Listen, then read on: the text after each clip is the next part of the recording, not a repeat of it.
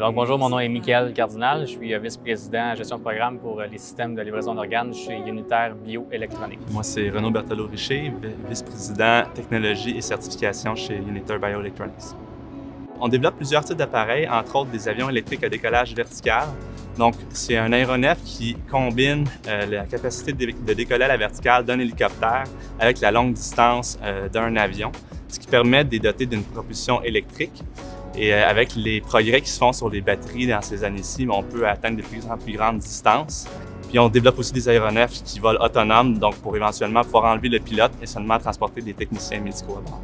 Dans un contexte futur où on prévoit avoir de plus en plus d'organes artificiels disponibles pour les patients en attente d'une greffe, on a besoin d'un moyen de transport efficace à grande échelle qui va acheminer de façon constante au site des hôpitaux. Nos technologies vont permettre d'acheminer ceux-ci de façon éco-responsable, efficace, avec une faible empreinte sur l'environnement. Sur une échelle de 5 ans, on vise à avoir une technologie qui est certifiée et puis qui opère des missions commerciales de livraison d'organes. Je pense que dans le contexte d'une production, il y a beaucoup de cette expertise-là qui est locale ici au Québec. C'est d'ailleurs une des raisons pourquoi on a décidé finalement d'implanter un centre de recherche dans le parc scientifique à Bromont. Je pense que la proximité avec Montréal et puis des entreprises spécialisées dans la production de composantes aéronautiques, c'est quelque chose qui est assez clé.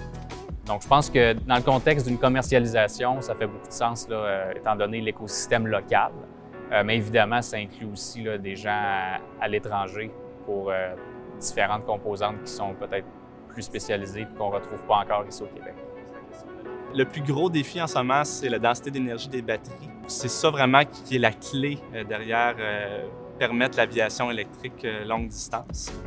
Ensuite de ça, il y a tout l'aspect du vol autonome. On voit entre autres dans le domaine des voitures autonomes, ça commence à se développer beaucoup.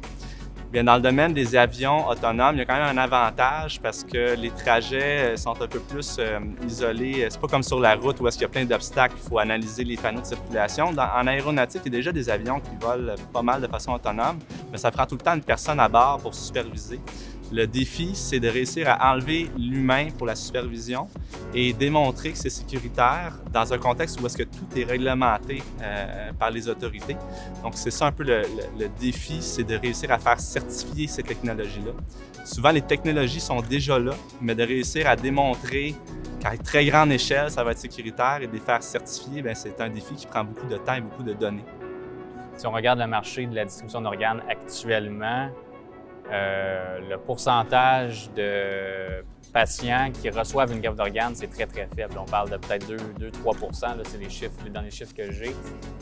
Dans un contexte où l'entreprise produit ses organes, donc avec le volume, je pense qu'on a un cas d'affaires qui nous appartient, puis je pense qu'il est assez unique au monde.